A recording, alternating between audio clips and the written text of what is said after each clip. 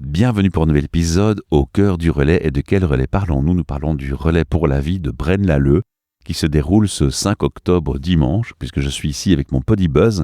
Et je suis aujourd'hui avec Cathy qui fait partie du comité organisationnel de l'événement.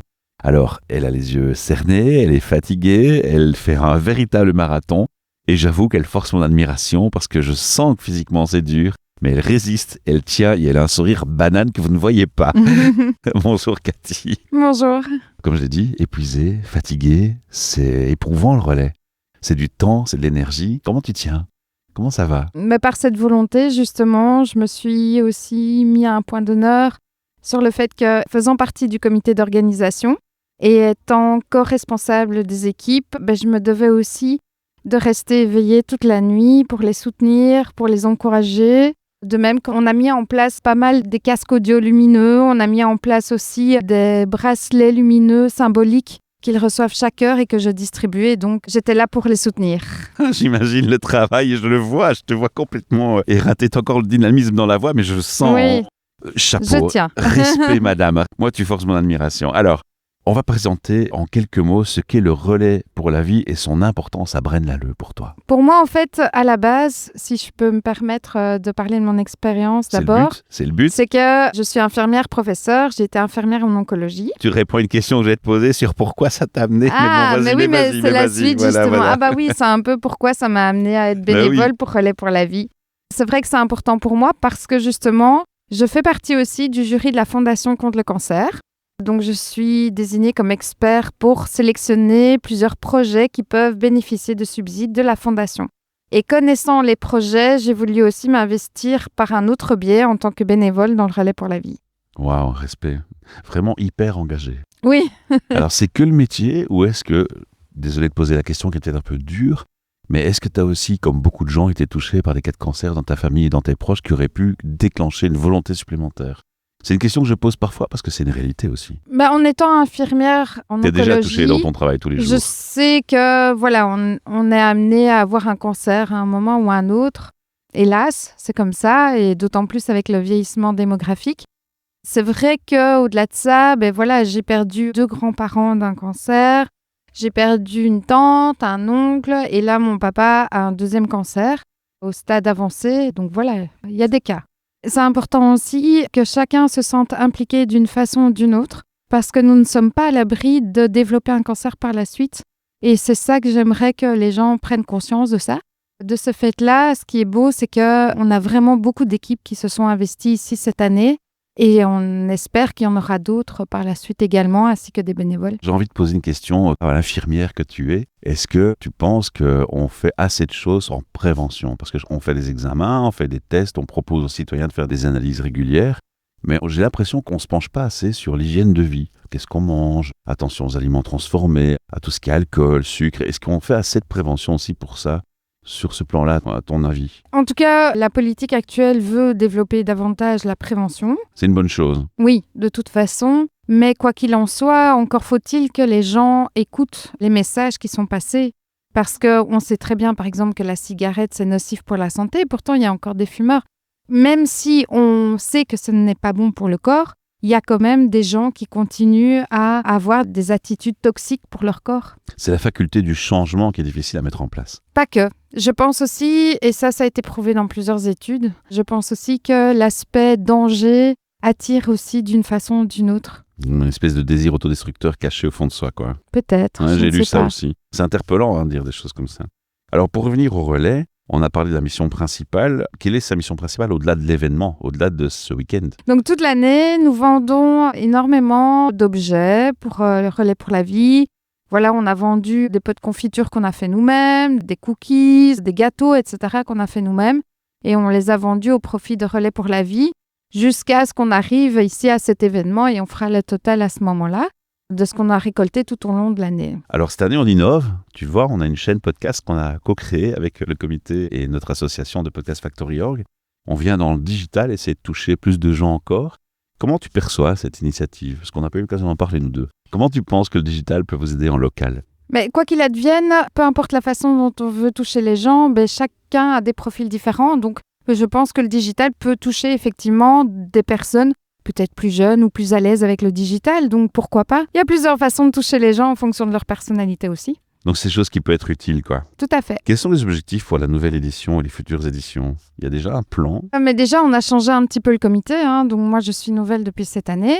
Je ne suis pas la seule et on a plein de projets. Et d'ailleurs, on a déjà mis en place des projets cette nuit et ça a bien fonctionné. On continuera de toute façon. Vous verrez par la suite. On va laisser un peu de suspense. Bien sûr, on va pas tout dire. Alors, il y a un fort esprit de communauté. La première fois que je suis passé ici, j'ai senti, il y a un an, une forte communauté, mais j'étais resté genre 1 heure parce que je passais à dire bonjour, tu vois, je connaissais pas encore. Cette année, je passe plus de temps parmi vous et je sens carrément que c'est une famille qui vit ici. C'est une vraie famille. Comment est-ce qu'on peut arriver à créer une atmosphère pareille? Qu'est-ce qui fait que ces gens sont si proches, d'après toi? Je pense qu'il y a plusieurs facteurs qui rentrent aussi en ligne de compte dans le sens où, voilà, chacun est motivé par une cause, une noble cause. Ensuite, les personnes qui sont impliquées, c'est parce qu'elles ont été touchées de près ou de loin par cette maladie. Beaucoup, donc, c'est ouais. aussi l'émotionnel qui rentre en ligne de compte. Et puis, au-delà de ça, c'est des personnes qui se voient d'année en année éventuellement, ou alors, en tout cas, qui sont motivées par cette belle cause. C'est parce qu'on essaye aussi d'instaurer cette belle énergie de par le comité.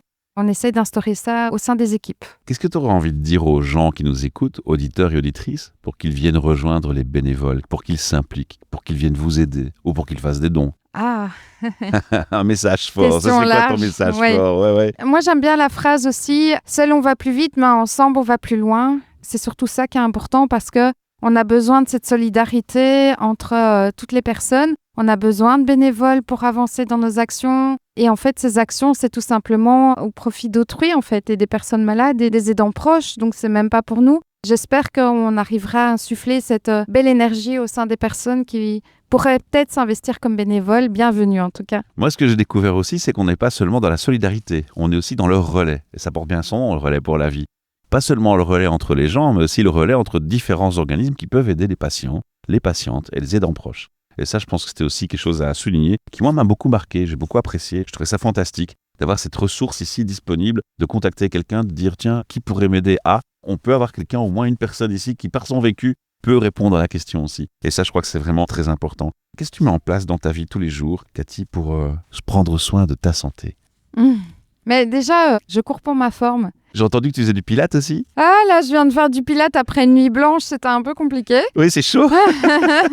Je manquais de synchronisation parce que je suis exténuée, j'avoue, mais c'est pas grave, j'ai quand même l'énergie pour continuer. Et en fait, le pilates ici a été proposé gratuitement dans le cadre du Relais pour la vie.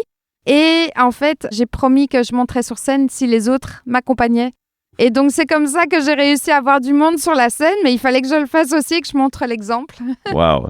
Et donc, au quotidien, chez toi, pour ta santé, tu prends quoi comme mesure? Mais voilà, je fais du sport, je mange sainement, je ne mange pas du tout de sel déjà, ni de charcuterie, etc., pas d'alcool. Voilà, je fais attention quand même à mon hygiène de vie et mon corps, même si il y a juste aujourd'hui, il a besoin de repos.